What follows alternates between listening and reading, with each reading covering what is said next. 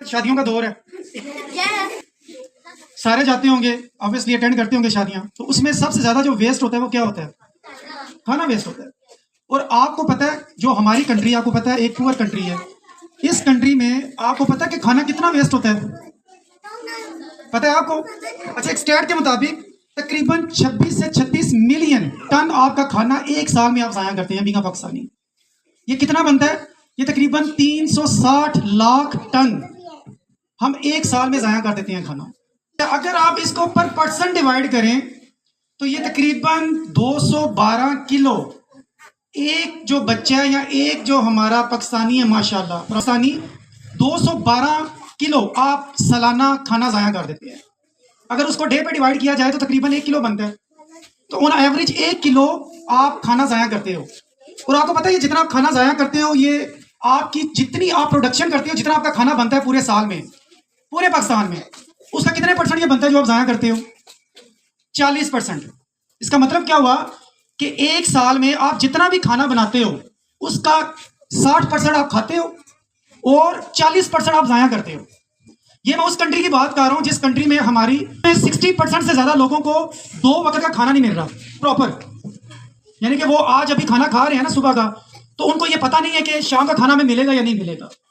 یہ ہم اس کنٹری کی بات کر رہے ہیں. اور اس ساری چیزوں کا جو ذمہ دار ہے وہ کون ہے؟ ہم وہ لوگ جو مڈل کلاس ہیں جن کو 3 وقت کا کھانا ملتا ہے. ہم ذمہ دار ہیں ان لوگوں کے جن لوگوں کو کھانا نہیں ملتا.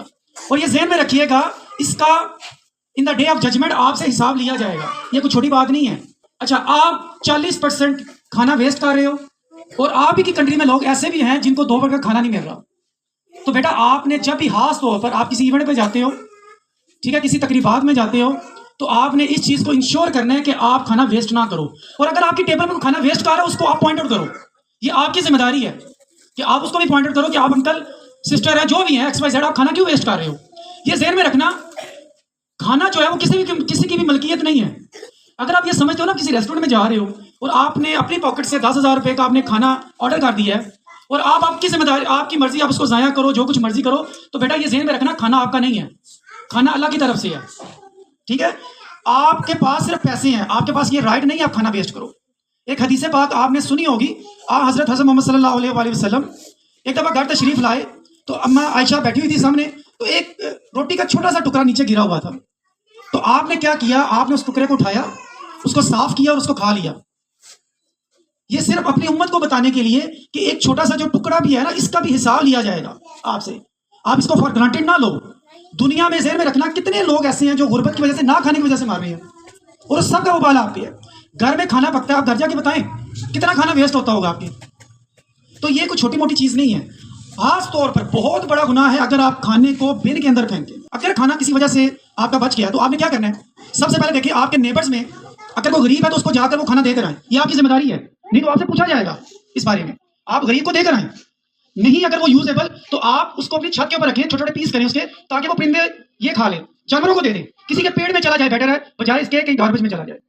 اچھا, لاسٹ میں جو آپ شادیوں پہ آج کل جا رہے ہیں میں اکثر دیکھتا ہوں, تو میں چاہ رہا تھا کہ میں کسی نہ کسی دن اپنے اسٹوڈنٹ سے یہ بات کروں. دیکھو بیٹا, آپ شادیوں پہ جاتے ہو, آج کل بوفے سسٹم ہے. پہلے دور میں یہ ہوتا تھا کہ پر ہیڈ آپ کو کھانا دے دیا جاتا تھا, ہر ایک پلیٹ میں ڈالا جاتا تھا اس کے اکارڈنگ. اب کیا ہوتا ہے, بوفے سسٹم ہے. اب آبویسلی دور ہوتا ہے بوفے, تو آپ نے ٹیبل تک کھانا لے کے آنا ہوتا ہے. لالچ کیا کرتے ہو کہ یار کہیں ٹھنڈا نہ ہو جائے کھانا یا ختم نہ ہو جائے, آپ زیادہ لے کر آتے ہو.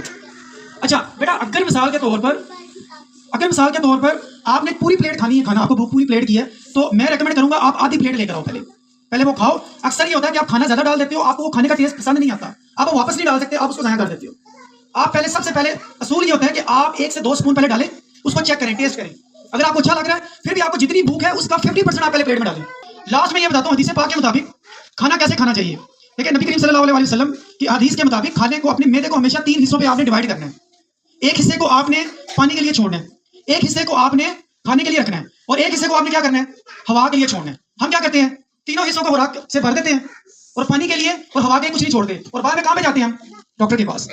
دنیا میں جو لوگ زیادہ مرتے ہیں نا, وہ بھوک کی وجہ سے نہیں مرتے, وہ کس کی وجہ سے مرتے ہیں, زیادہ کھانے کی وجہ سے مرتے ہیں. تو یہ مت کو چھوڑ دیں کہ آپ کھائیں گے نہیں تو آپ صحت مند نہیں رہیں گے. ذہن میں رکھنا, آپ کم کھائیں گے تو آپ زیادہ صحت مند رہیں گے, آپ زیادہ کھائیں گے تو آپ بیمار رہیں گے. تو باقی یہ چیز ذہن میں رکھنا کہ نہیں جی میں زیادہ کھاؤں گی تو میں انرجیٹک ہوں گی. اچھا, فاسٹنگ کیوں ہے؟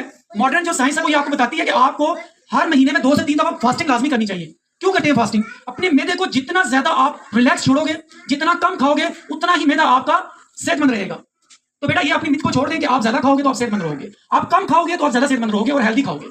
तो उम्मीद करता हूं कि आपको मेरी ये बात की समझ आ गई होगी। ये ज़हन में रखना, अगेन आपको बता रहा हूं कि गुनाह सिर्फ ये नहीं है कि आप किसी की बुराई करो, गुनाह सिर्फ ये नहीं है कि आप नमाज छोड़ो, ये सबसे बड़ा गुनाह है कि आप अल्लाह की दी हुई नेमत का कुफरान नेमत करो और अल्लाह का दिया हुआ रिस्क को ज़ाया करो। ये सबसे बड़ा। और अगेन ज़हन में रखना, अगर आपको ये चीज़ समझ आ गई है, अब आपकी ये ड्यूटी बनती है कि आप इस बात को बाकियों तक पहुंचाएं। और आपकी ये भी ड्यूटी बनती है कि अगर कोई आपके सामने खाना ज़ाया कर रहा है, पहले उसको जुबान से रोको, अगर वो नहीं रुक रहा तो उसके साथ लड़ो। ये आपके ऊपर बींग मोमिन, ये आपके ऊपर जिम्मेदारी बनती है कि आप उसके साथ लड़ो, उससे बोलो नहीं मैं आपको खाना नहीं वेस्ट करने दूंगा, क्योंकि ये खाना तुम्हारा नहीं है, ये मेरा भी है, ये उन गुरबा का भी है जिनको 2 वक्त का खाना नहीं मिल रहा। ठीक है, तो आज से आप प्रॉमिस करते हो खाना नहीं वेस्ट करोगे। बेटा जितनी भूख है उतना प्लेट में डालो, घर में भी जाके रिक्वेस्ट करो कि जितनी आपकी जरूरत है उतना ही आप खाना बनाओ। और अगर इजाफी अगर बन भी जाता है तो गार्बेज में, बिन में नहीं फेंकना आपने, उसको कहीं पे भी जो गरीब गुरबा है उनमें जाके आपने तकसीम करना है। और एक बार आप खाना तकसीम करोगे आपको खुद फील होगा, आपको दिल में कितना सुकून मिलेगा। ये आप एक बार ना इसको इंप्लीमेंट करके देखो।